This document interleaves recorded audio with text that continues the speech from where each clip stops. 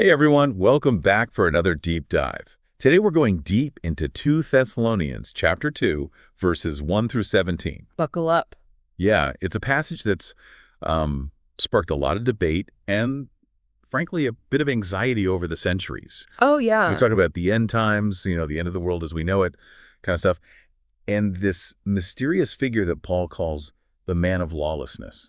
Right. Right from the start, Paul dives into some pretty heavy stuff. Yeah, and to really understand what he's getting at, we need to remember who he's talking to. He's writing to the church in Thessalonica, a community that was, well, let's just say they were on edge. Yeah, you could say that. They were getting bombarded with rumors, maybe even some fake letters going around claiming that the day of Christ, Judgment Day, the second coming, the whole shebang was imminent. Like breaking news, the apocalypse is here. Can you imagine the fear and confusion that was caused? Oh, absolutely. It would be like, well, think about Y2K on steroids. People were genuinely worried that computer systems would crash, planes would fall out of the sky, total chaos. And this was even more intense because for the Thessalonians, this wasn't just about earthly chaos. This was about eternal consequences. Right. It was about facing judgment, the ultimate reckoning. So you can bet they were looking for answers, trying to make sense of it all. And that's where Paul steps in. Like a shepherd calming his flock in the middle of a storm, he wants to set the record straight, address the misinformation that's swirling around. Exactly. He's like, hold on, everyone, take a deep breath. Let's break this down and see what the scriptures actually say. So he's not just hitting the snooze button on all this end times talk.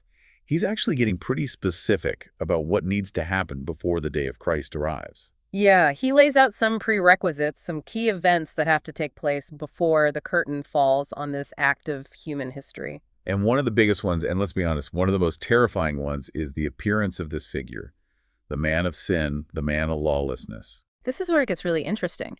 Paul paints this picture of a figure so audacious, so arrogant, that he actually sets himself up in God's temple, claiming to be God. Whoa, talk about a power move. It's like he's saying, move over, Almighty, there's a new sheriff in town. And this isn't just some symbolic gesture either. Paul is using vivid imagery to communicate a spiritual reality. It's a picture of ultimate rebellion, of humanity trying to usurp God's authority and place itself on the throne. I mean, talk about chills down your spine. Yeah, and what's even more fascinating is that Paul doesn't say this is happening right now, in his present day. He's saying this man of lawlessness will be revealed at some point in the future, before the day of Christ. So there's a timetable at play here.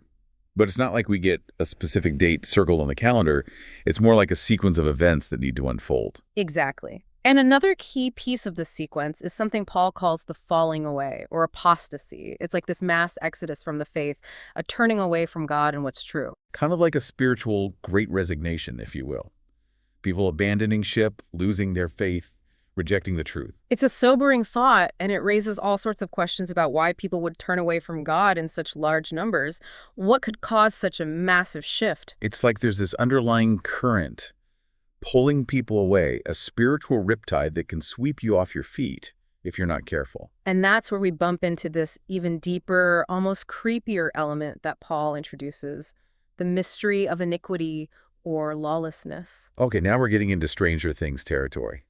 A hidden force lurking in the shadows, working its dark magic. It's like Paul's saying, look, there's something wicked this way comes. There's this evil, this rebellion against God that's already at work in the world, but it's operating under the surface. It hasn't fully manifested yet. It's like a seed that's been planted, and it's slowly growing, sending its roots deeper and deeper into the soil of human culture. Right, and it's going to eventually sprout up and bear its poisonous fruit, but it's not quite time for that yet. So if this mystery of iniquity is already at work, like a ticking time bomb, what's holding it back?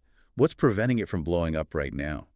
That's where we bump into one of the most debated and frankly puzzling parts of this passage, the restrainer. Ah, yes, the mysterious force holding back the apocalypse. So cryptic.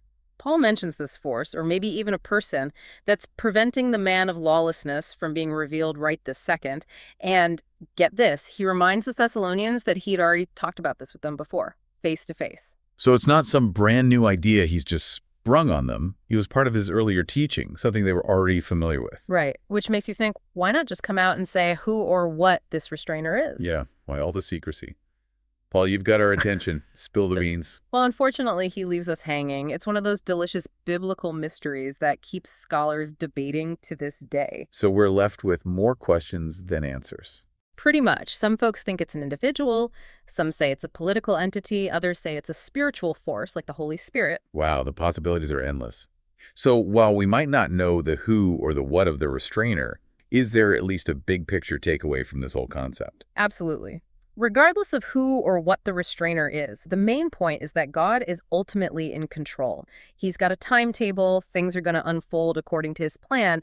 It's not some cosmic accident or some evil scheme that's just going to, take over. Okay, that's a thought that brings some comfort amidst all this apocalyptic talk. But it does make you wonder, what happens when the restraint is finally removed? What's the tipping point?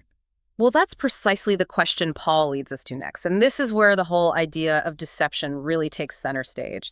He describes the man of lawlessness as coming with all power and signs and lying wonders. Like, oh no, not just evil, but convincing evil.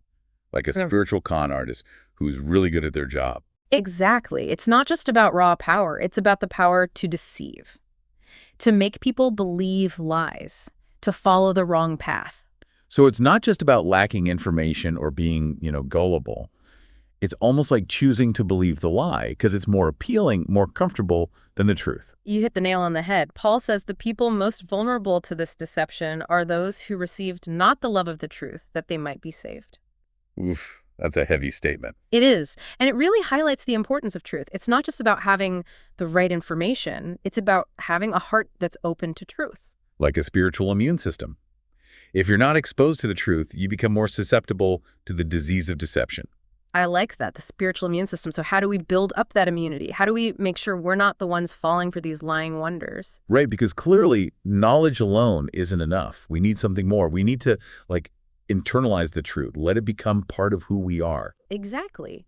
Paul reminds the Thessalonians, and us by extension, that we are loved by God, chosen for salvation. But that salvation comes through sanctification of the Spirit and belief of the truth. So it's not just about waiting around for God to zap us with truth. There's a responsibility on our part. Absolutely. We need to be open to the work of the Holy Spirit to allow him to transform our hearts and minds.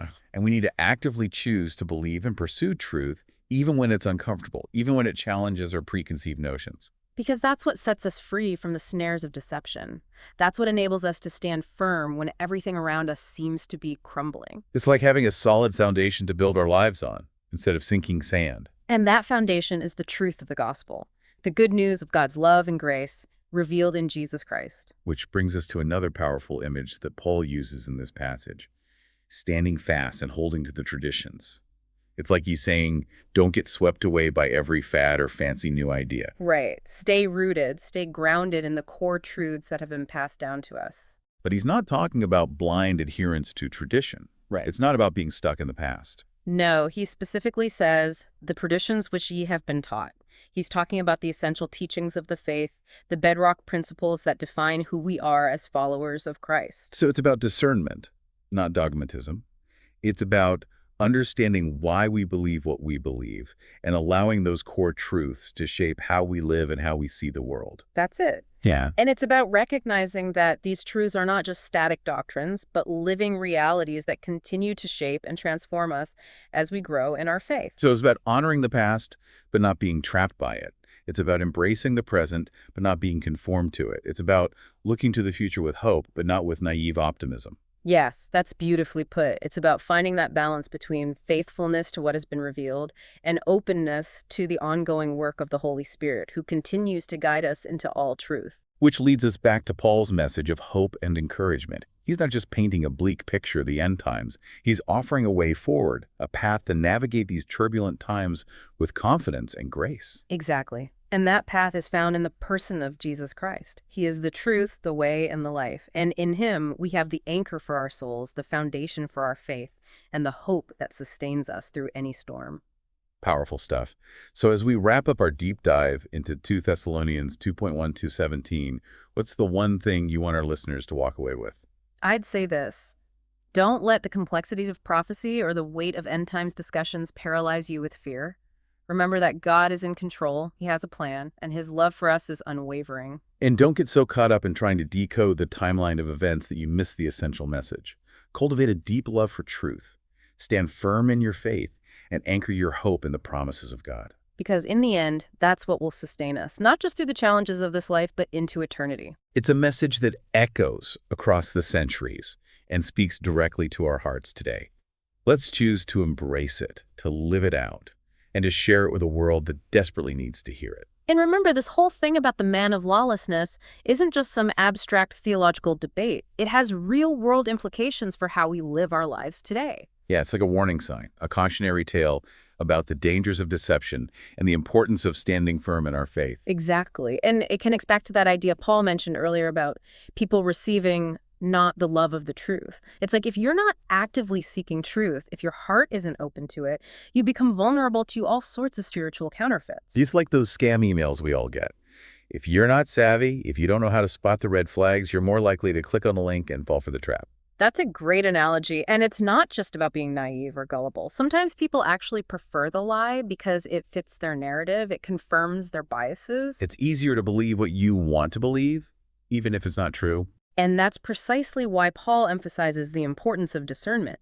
We need to develop the ability to distinguish truth from falsehood, right from wrong. So it's like having a spiritual BS detector, a way to filter out the noise and the distractions and get to the heart of what's real and true. Absolutely. And that discernment doesn't just come automatically. It takes effort. It takes intentionality. We need to be proactive in seeking truth, in studying the scriptures, in surrounding ourselves with people who can challenge us and help us grow. So it's about cultivating a hunger for truth, a thirst for knowledge. It's about being willing to ask tough questions, to wrestle with difficult concepts, and to let our minds be stretched and transformed. Right. It's about becoming lifelong learners, always seeking to deepen our understanding and to live in a way that aligns with what we know to be true. So in a sense, this passage isn't just about the end times. It's about living in the present with wisdom and discernment. It's about being prepared, not just for some future event, but for the challenges we face every day. That's it. And that preparation involves cultivating a deep love for truth, building a strong foundation of faith, and anchoring our hope in the promises of God. It's about equipping ourselves with the tools we need to navigate the complexities of our world, to stand firm in the face of deception, and to point others to the source of all truth. Because that's ultimately what matters. It's not just about knowing the right answers. It's about allowing those answers to transform our hearts, our minds, and our actions. It's about letting truth shape who we are becoming and how we engage with the world around us. It's about becoming ambassadors of truth, beacons of hope, in a world that's often shrouded in darkness and confusion. That's a powerful challenge, and one that I hope our listeners will take to heart. So, as we wrap up our deep dive into 2 Thessalonians 2, let's remember this. The future may hold many unknowns, but one thing is certain: God is in control. His love is unwavering. His truth is a lamp to our feet and a light to our path. And in Him, we find the strength to stand firm, the hope to persevere, and the wisdom to discern the times. Thanks for joining us on this deep dive. We hope you'll continue to explore the Scriptures, to seek truth, and to live lives that reflect the goodness and grace of God. Until next time, may you be blessed.